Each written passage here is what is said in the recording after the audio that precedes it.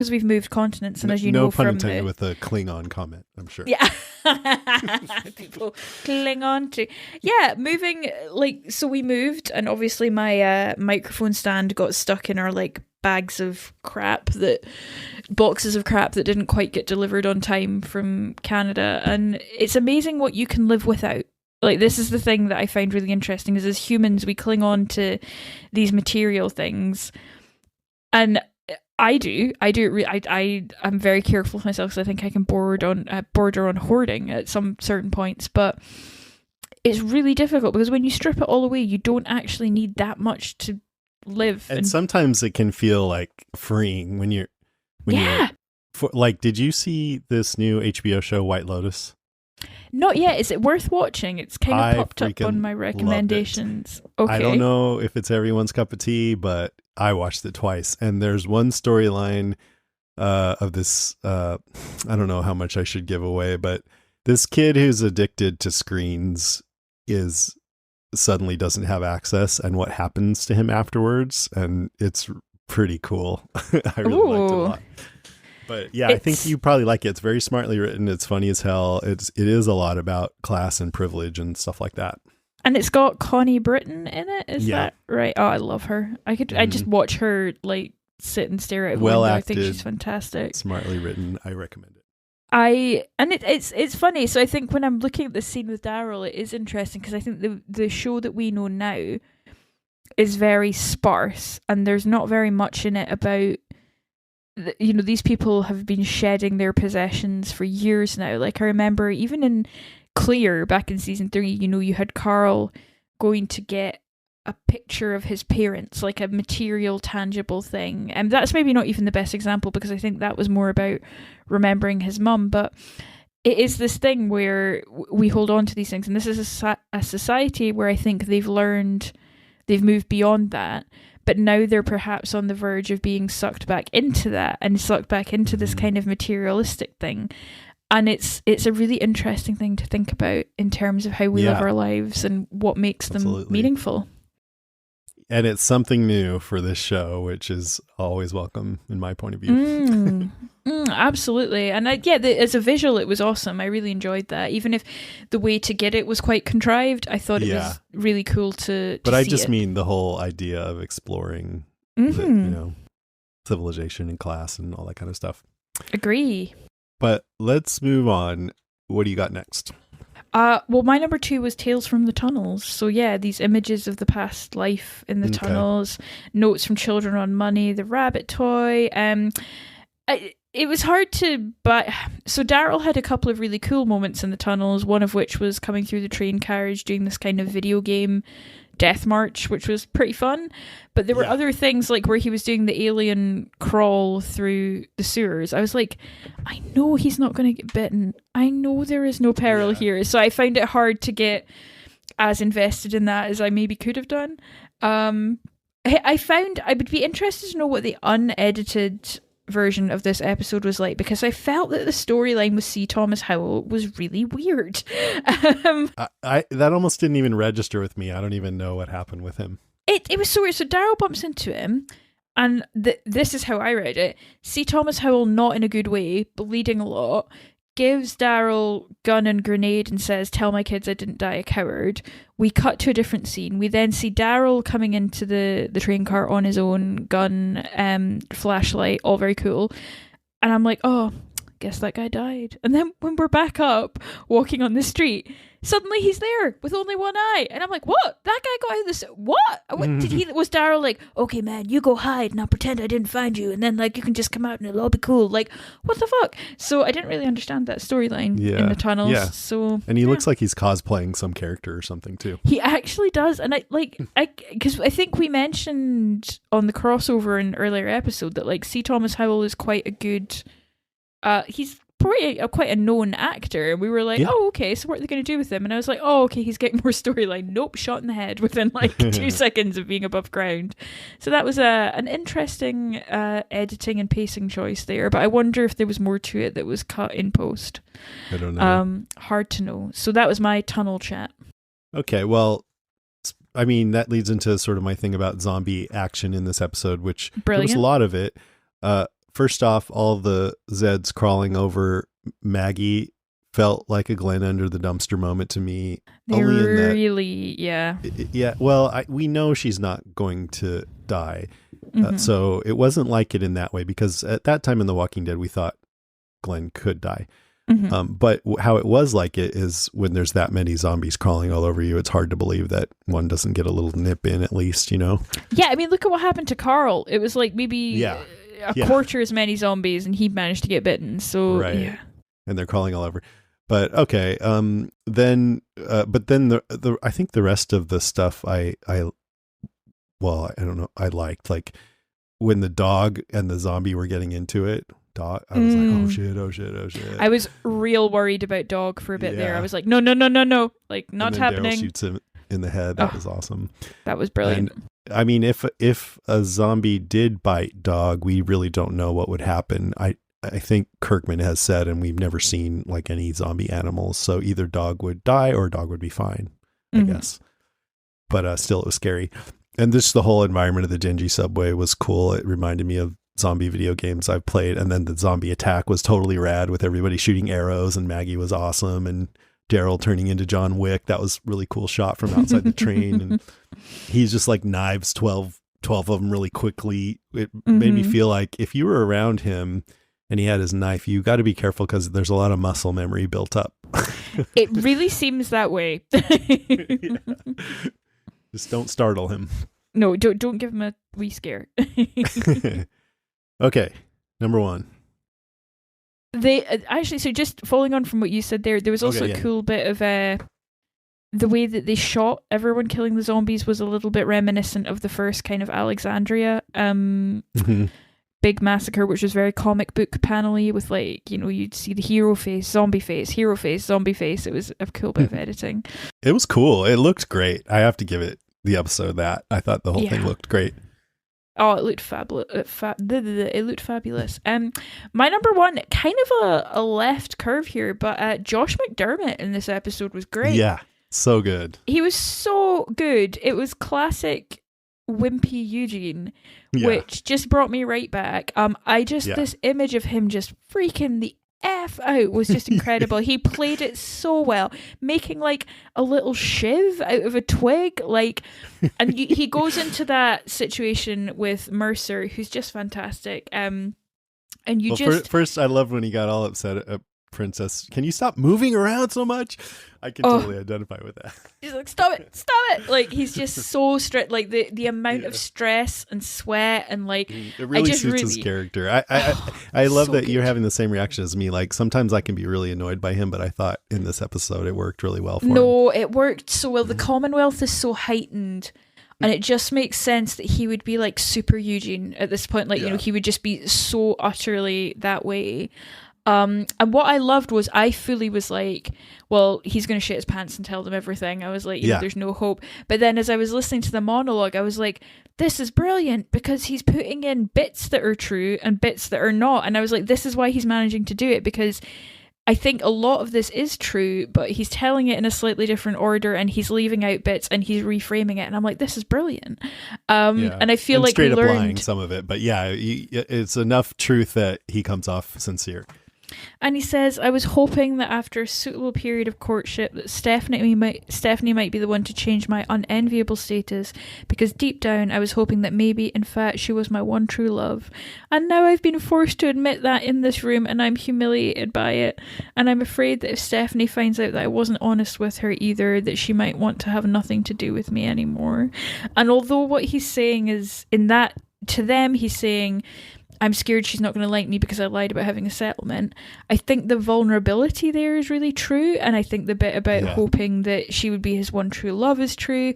And I just really liked it in that moment. I was like, yeah, I feel for you right now. This is rough. And I'm not sure what it was about that. I mean, can they really have, do they believe him now? Do they believe the 4 of them? Or are they just like, right, there's clearly a settlement, but we'll let them in and we'll figure it out later? Yeah. Or, and you know, I also question, why would they, I guess they really want to know, you know, what they're dealing with, whether the people that they're letting in are going to bring an army or something. But also you would think that maybe they would respect that somebody wouldn't want to give up their people, because then that might mean that they also wouldn't give up the Commonwealth either if pressed, you know? But I don't know. I guess it's more I wonder important about that to actually. assess Yeah. threats from other communities or something. But yeah, I mean, he comes off, he's super freaked out, and he's like, what have you done with my traveling companions? They're being processed. Processed as in administratively, processed as in bologna or other meat stuffs, which he's experienced before. But I liked it because when we knew him at first, we knew him as a coward and someone who, like, when he got captured by the saviors, immediately said, I am Negan 100%, you know? And, but he changed after that and he became courageous. And so now it's like, is he backpedaling? Well, he is freaked out, which fits with his character. He gets freaked out, but he does not take the cowardly way out. He protects his friends. He keeps up the story just as Yumiko told him to. So it was a great combination of him being true to just being the kind of guy that gets freaked out, but being his new brave self and not giving up his friends. So I really like the whole thing. And also with the time he was, because I was thinking about this as well, because the time he was with the Saviors is a much darker time in the show, and Eugene has very little to live for at that point. Like, everything is rotten. Like, he's lost his kind of closest friend and ally with Abraham. I was about to call him Augustus. That's not his name. Abraham. Yeah. Whereas this, he's following his heart and being vulnerable. And yeah, I think it just worked. I think you're right. It brings believable elements of his character into a place that is very compelling to watch and very understandable. I mean, and that was the whole experience with him joining the Saviors. And then at the end, he rigged all of the Saviors' bullets because they were all surrounding Rick and Negan, and they shot off their guns and they all blew up in their hands because Eugene made the bullets, rigged them. I think that was a turning point for his character where he decided, I'm not going to be this coward anymore, or, I'm not going to betray my friends anymore. So I'm glad they didn't go back on that here. It was good because it made you think he might, because he was saying earlier to Yumiko, can't we just tell him everything?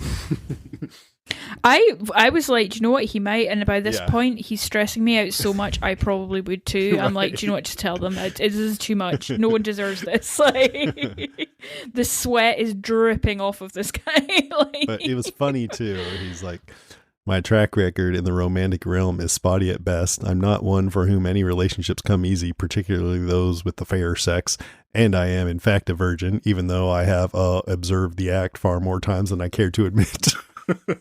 Excellent callback to the show history there. Oh gosh, this little live porn show, jeez. That's hilarious. And then anyway, then he finally meets Stephanie, and she's like, which one of you is Eugene? And I'm like, well, there's two guys and it's Ezekiel and Eugene. I would think you could kind of vibe it out. She runs up to Ezekiel and is like, hi, sexy. And it's like, oh. No, it's him. Oh. Oh, hey. Oh, hey. She's also looking incredibly cute for the apocalypse. Yeah. She has cool glasses. That gives me hope. But even if the apocalypse comes, I can get some good glasses. I mean, it's interesting to me that she's in this big community and yet she's so excited to meet someone from the outside. It's maybe says something about the dating situation in the Commonwealth. I don't know. Yeah. It's like, there's actually only two people here. One of them is Yumiko's brother and the other one is Stephanie. Everyone else is just fodder. But no, Josh, I feel like Josh McDermott, because I find the character quite aggravating sometimes. Yeah, me too. I don't appreciate him enough. In this one, I was like, oh, you are great. And I'll say this for him, even when he's annoying, he commits to that role and he embodies it and he plays it really well. So hats off. This was a really great performance. Yeah. I mean, I think anytime I have a problem with Eugene, as far as just not appreciating the character, it's just because of the stilted dialogue. It just seems like I can't imagine anyone ever talking that way. But I think in a situation like this where he's being really emotive, then it helps me, sympathize and feel compassion for him, I guess. But he's funny too. I thought it was funny too. Oh, it was funny. He does an incredible cowering, simpering. I don't know. He's great. Really great. Okay. Where are we? Oh, that was it. That was my number 1 too, Eugene. So any notes? Oh, great. Any notes? The Reapers are bloody scary.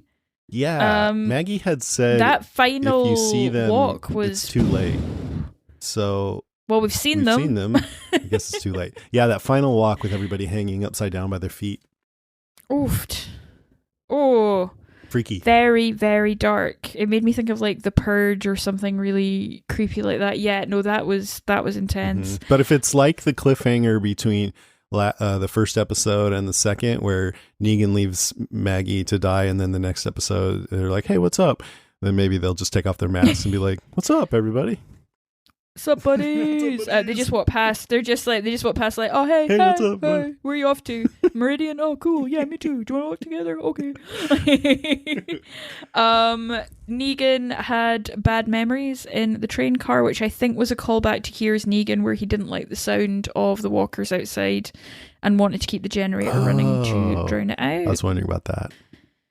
And my final note is Commonwealth of toilet paper, but we've covered that. So those were my notes. How about you? Let's see. I think we've covered all my notes. Just that Yumiko had assumed her brother was dead, but I figured that as much, that she confirmed it. And we hadn't seen each other in a very long time. Yeah, I hadn't seen. Which makes sense. The next episode is already out on AMC Plus, so I suppose I'm gonna go and watch it after we finish this. I wish we could talk about it. Oh well. AMC, you're killing us. All right, that's it. We'll take a break. Obvious threat to untold numbers of citizens. The people it kills get up and kill.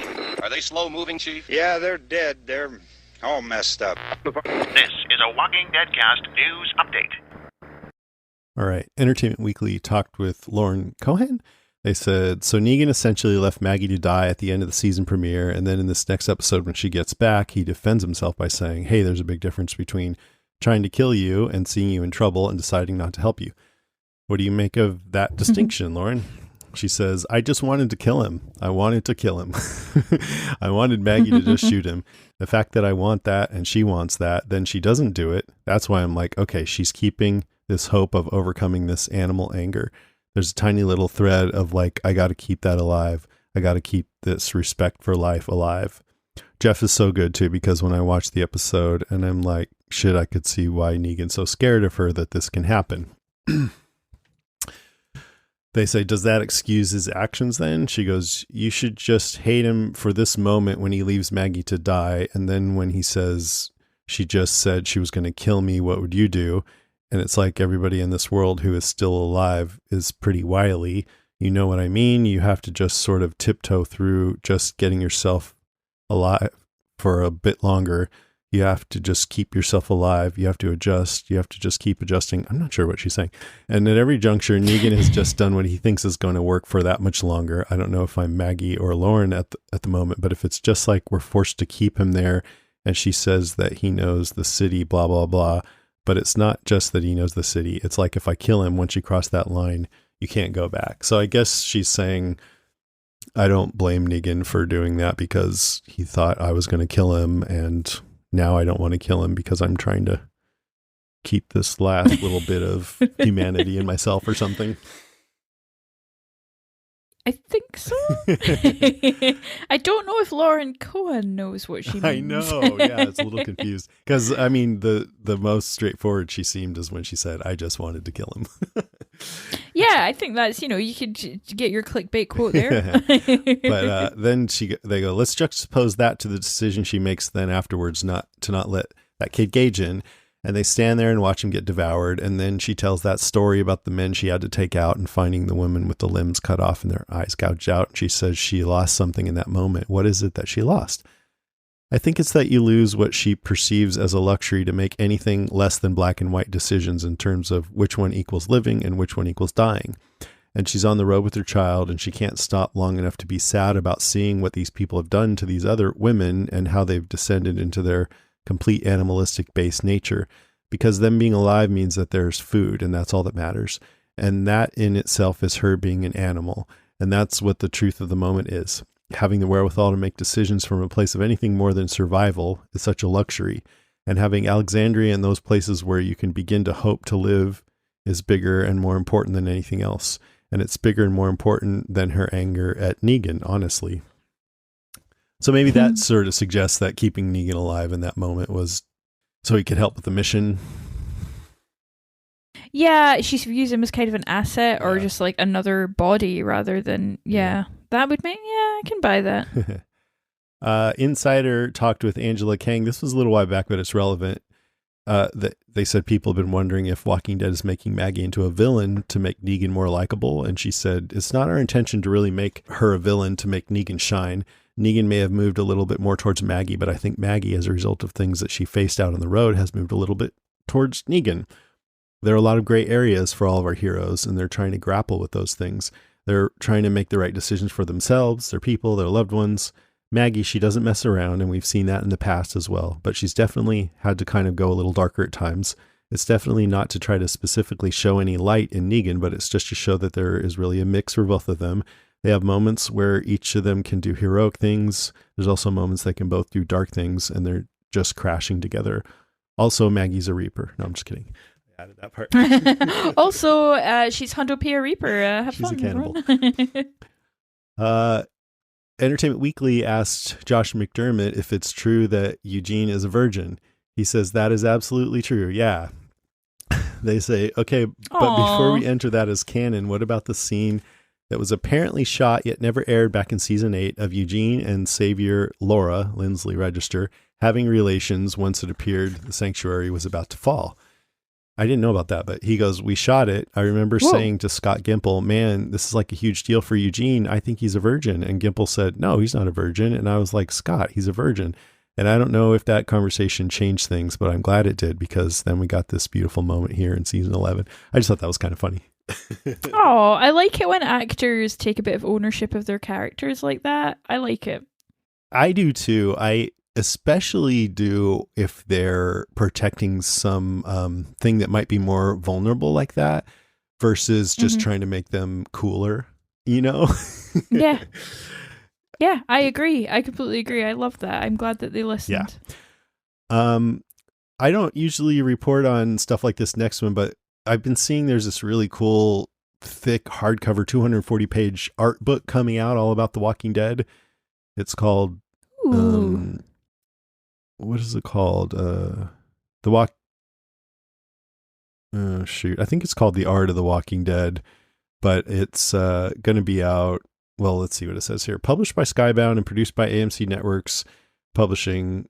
Discover the behind-the-scenes pre-production and production art for The Walking Dead, Fear the Walking Dead, and World Beyond, all in one incredible collection. Includes never-before-seen original sketches, concept art, storyboards, set concept and engineering art, promotional concept to completion key art, product illustrations, in-world product art, and much more.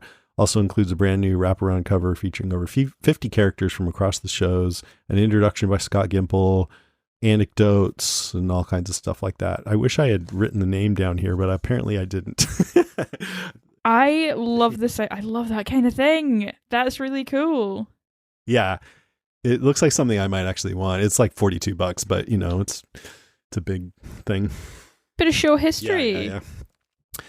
A couple more small things. Norman Reedus, I think he announced his engagement to his longtime girlfriend now, Diane Kruger. That's the sound of 1,000 hearts. Yeah, I'm 1,000 sorry, million hearts everyone. breaking around the world there. Sorry, guys. She's an actor. She was in National Treasure and Inglourious Bastards. They met while filming this romantic drama Sky in 2015. They have a child together born in 2018. So congratulations to them. Yay, congrats. And last, Coleman Domingo mentioned in an interview that he pitched a Strand spinoff, presumably to AMC. Ooh. And I'm like, well, if he and like Dave Erickson or behind it, maybe, but honestly, I'm like, let's just wrap this thing up, right? I mean, Let's just close this up now, Coleman. It's all good. Go and do something maybe better. yeah, I would love to see. I mean, I would watch that. Heck yeah, but I mean, I'd just love to see him in whatever he does because he's great. Mm-hmm. Oh, he's fab. I haven't watched Candyman yet, but I want to. I've read. I totally forgot he was in that. Now I want to watch it. Mixed reviews, so I'm intrigued to see it. We've been doing ads for it. Yeah, some have been amazing, and some have been like, so I'm kind of like, I just sort of want to make my own mind up. Yeah, totally. Sometimes the ones with the mixed reviews are the best because they're like tailored to your particular quirks. All right, that is it for the news. Let's move on to Lister Moans, Groans, and Grunts.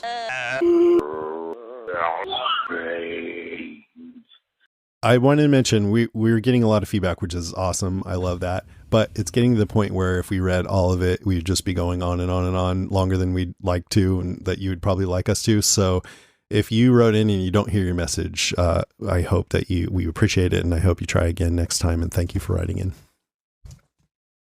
Yeah. Our first one is from Kelly Burgess.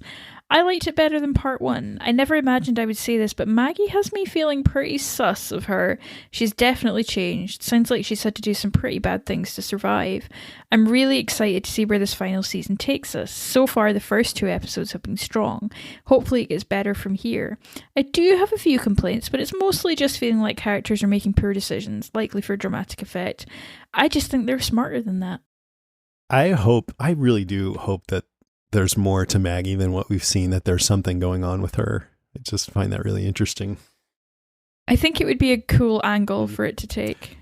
Danielle Dement Yost says, I'm not sure I like the new Maggie, but it's interesting.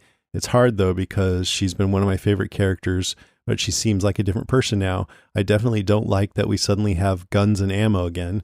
That's interesting.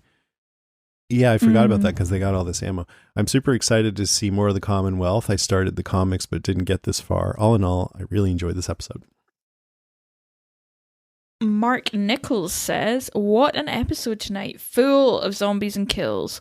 Watching Gage slowly get eaten was incredible. I am sure Jason was happy with the number of zombies this week. Pumpkin Spice Mercer is awesome. What great casting. It's hard to not like him. He seemed so menacing at first, but I like that. I went to West Point asshole line. Seeing Eugene's face when he sees Stephanie is priceless. I'm glad they gave him a little hottie as a love interest. I am still tired of the back-ass backwards way he talks. Processed like meat? Really, I would have thrown him out at that point. Princess speaking Spanish and being excited about toilet paper was awesome. The Negan and Maggie stuff was great. Maggie letting someone die right after getting upset with Negan doing the same. I mean, legit. Brett Swain says, do you guys think Maggie was right to not open the door? I don't think so.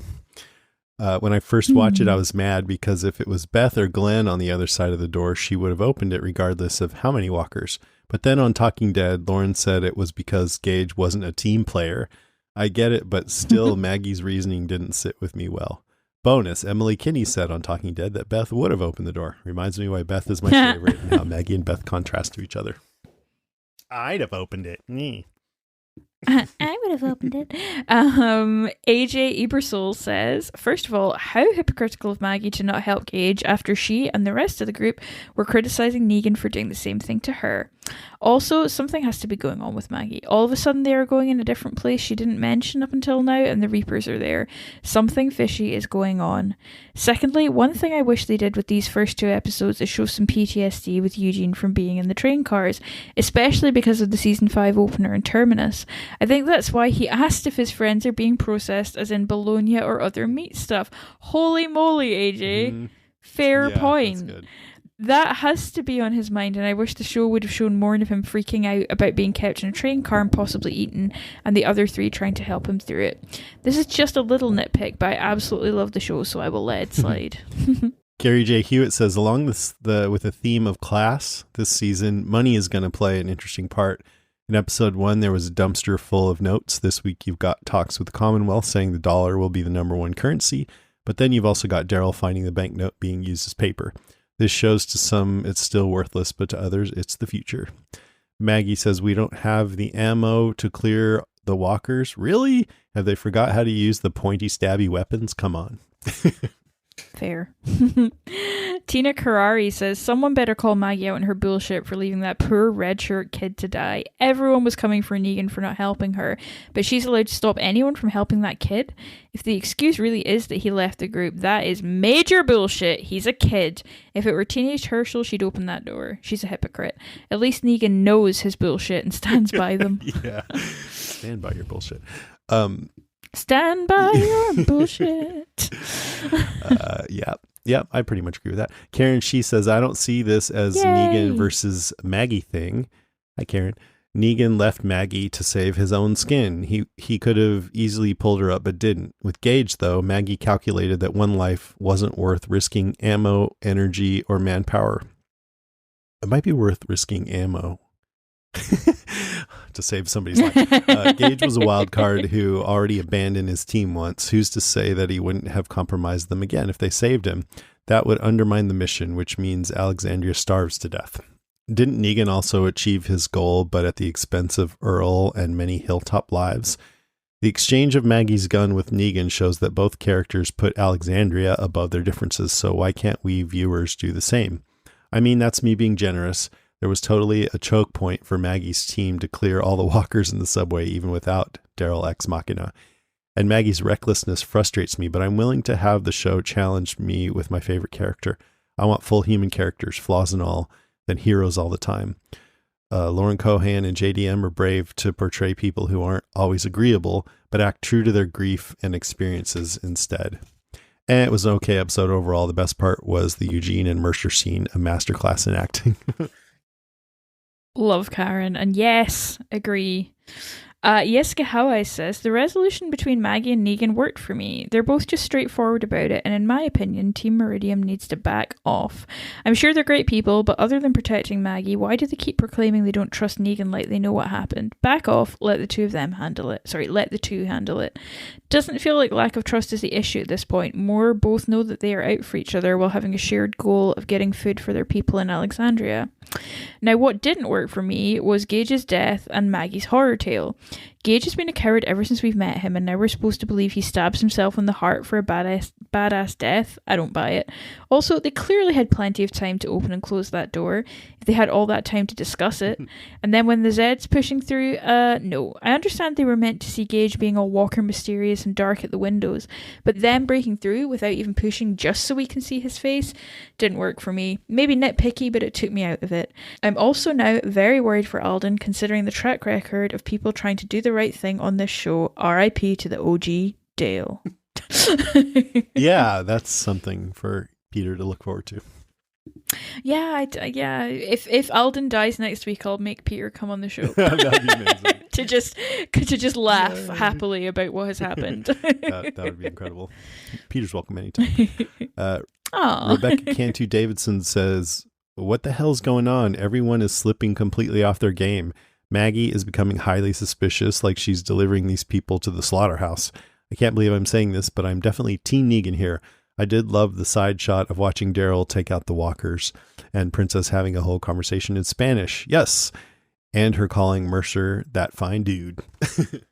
Mm-hmm. She's not wrong. Maria Lawson says, I sound drunk. 3 thumbs up. Try saying that quicker. Great episode. The pacing was wonderful. Nice. Mark Nagy says, I was worried the most about Dog. Alicia Stout says, I swear if Dog dies like the horses do on this show, I'm out. Fair. And we got an email about last week's episode from Facundo Geoffrey, who says, did you notice the stuffed animal that Maggie picks up in the subway scene?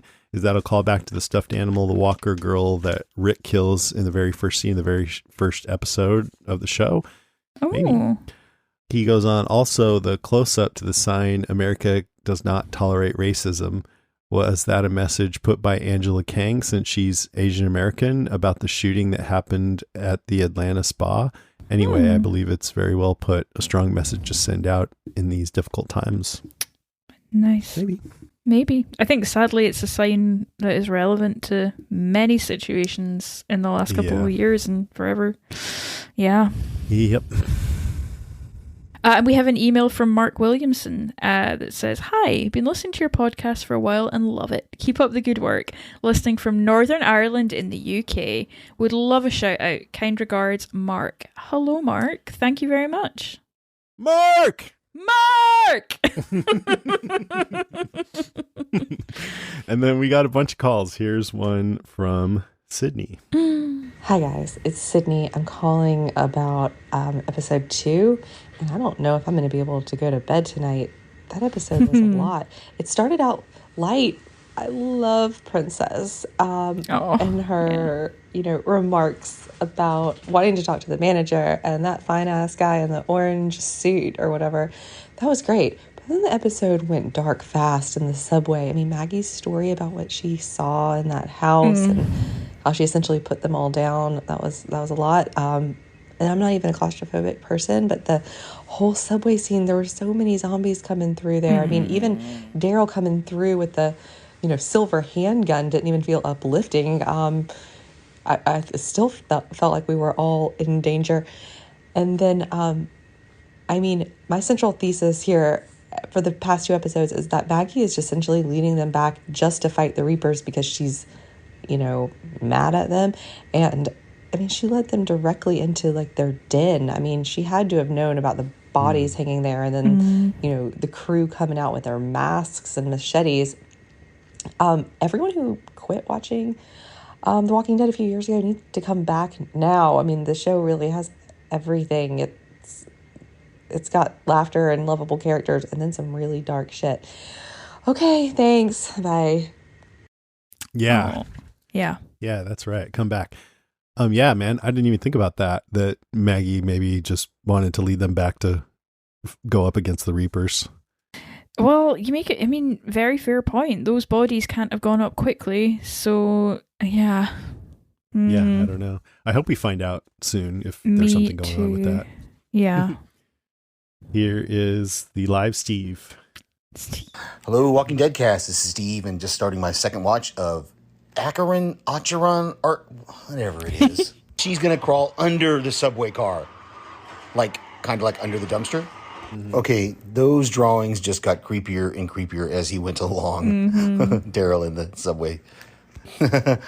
Princess, the plan is talking. How is it possible that no one knows they tried to leave? Did the guards just decide not to tell because they don't want to get caught? It's a lot of things they're leaving up to us to understand. Daryl's reading the map. Yumiko does a great job here of breaking down this community, and I wonder how accurate she is. From the reactions, it looks like she's pretty accurate. Oh, the closed captioning does call the guy in the orange suit Mercer. Hey. And we confirmed that it's Yumiko's brother. Okay, my limited Spanish, the only thing I got from that was baño, which I think we all know. Not sure about this leaving Gage to get eaten by the walkers because they're going to have to deal with him eventually anyway to get out of this car, right? So wouldn't it have been easier with one more person? I'm a little confused about the geography here, which car Gage is in and which car they're in, but I guess, I don't know, I guess he was behind them somehow. That story may give me nightmares, the one that Maggie just told. I love that Daryl still has the Morning Star from Morning Star. I've just been rewatching season 10. Oh, we lost C. Thomas Howell. Okay, I just watched it 3 times. It looks like Gabriel just charged the shotgun and ejected a shell. He hadn't fired it. That was a cool sequence from Daryl through the windows to then him moving the obstruction and then the grenade. Man. Oh, I guess C. Thomas Howell is alive. He's right there in the back. I think we then just lost C. Thomas Howell. All right. Can't wait to hear you guys talk about this one. Say reaction. It was a real C. Thomas Howell reaction there, Steve. I feel you. Yeah, I like that Morning Star too. That was pretty cool. Here is Renee. Oh, Renee. Hi, guys. This is Renee from Atlanta calling about The Walking Dead.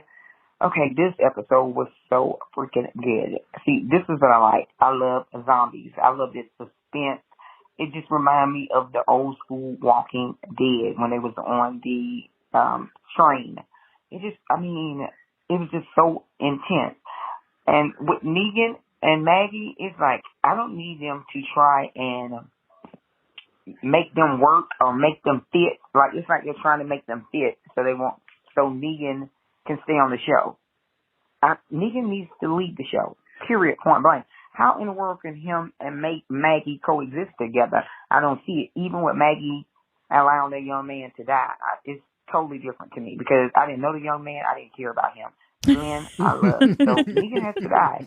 He has to die. Something has to happen. But Eugene, that gives me all the feel. Eugene and Stephanie meeting for the first time. That was so super cute. Eugene is a mess. Like, Eugene seriously is a mess. He is a mess. And yeah, I said last week, I'm waiting for her. Her name is Adina Porter, the one that played on 100. And I forgot, she also plays on American Horror Story, my other favorite show that just came back on. So yeah, I'm looking forward to her. I don't know what she's going to be doing on there, but she keeps talking about it on Instagram. So yeah, I'm looking forward to it. But yeah, this episode was wonderful. I love it. Everything was perfect. It was so good. Alrighty, talk to you guys later. Bye. Love you, Renee. Yeah, I want you to call back and tell us how you feel about Negan, though. I'm just kidding. Thanks, Renee.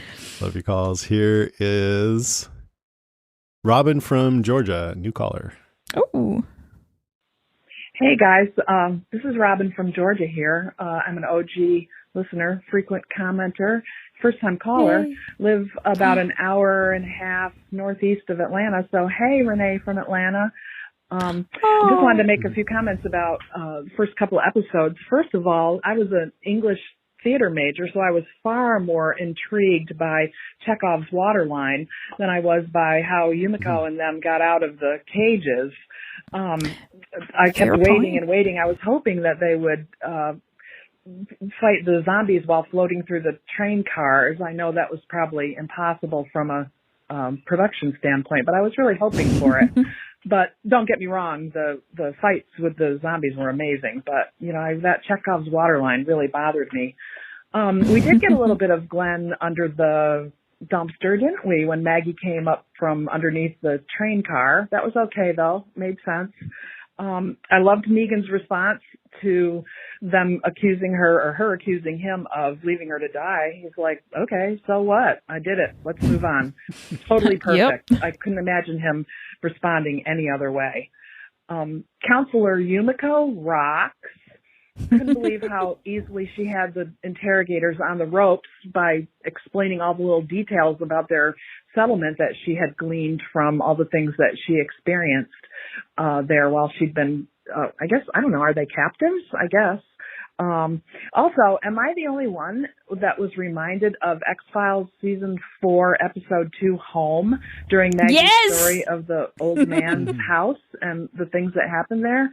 Run, don't walk. If you haven't seen that one yet, it's a really cool episode. Anyway, thanks a lot. Love the podcast. You guys are great. You've really gotten me through some crazy times in my life. Here's my zombie noise. Bye, y'all. Robin, you're a woman after my own heart. I really pictured like an adorable, cute zombie there. Oh, very true. A very like. Oh, you're such a nice little zombie. That was a great call. I'm glad you called in. I agree about the water line. I was like, ooh, we're going to see something cool here. And then they just didn't go anywhere with it. So that was kind of a bummer. I know. I was like, oh, I thought we were going to get some flooding zombie action. But yeah. No. Well, and finally we got our friend Gemma. Gemma. Hi, Jason and Lucy. This is Gemma calling from South Wales with some feedback for Walking Dead Season 11, Episode 2, Acheron Part 2. I thought the episode was awesome from start to finish. I just love it. I love this back. I love everything about Walking Dead. A few things. When Eugene said that he was a virgin, but he'd partaken in watching the act like several times. I was literally in stitches. That was the best thing. Yumiko kicks ass. Like, she totally had the situation down and called, you know, the psychologist and the researcher. That was really good. Gage, poor kid. I think if I was Maggie, she'd do what she was going to do anyway. But if it was me, I couldn't have let that kid die like that. I would have had to open the door. It was painful to watch. And it reminded me of Noah's death It's not a nice way to go, but at least he did stab himself in the heart first, but still, it was. But when he reanimated then and came up the front and started walking forward, that was great. That was a really good zombie scene. And my favourite part of the episode was Daryl's like gun rampage through the train car all the way up to the top. It was such an amazing sequence. I think it was probably my favourite in the whole series so far. It was just like following him through the train cars. He was just like boom, boom, boom, and the lights and like the way the camera moved for it. It was just like a long shot all the way up the car. It was amazing. And then he puts the grenade in the walker's mouth and boom. He's just like, how more badass can Daryl get? I don't think he can get any more badass than this episode. And Negan in general, you know, I love him. I can't help it. He is just Negan. So yeah. Anyway, that's my feedback. Look forward to the podcast, guys, and I'll see you soon. Bye. Yay, Gemma. I bet if you told Norman Reedus Daryl can't get any more badass, he would take that as a challenge and try to get them to give him something even more badass. We forgot about the amazing exploding zombie. I know. Yeah, I'm glad you brought that up. That was a great description, by the way. It got me all excited about the scene all over again. It was an awesome scene. Thank you, Gemma. Dante Howard. Dante.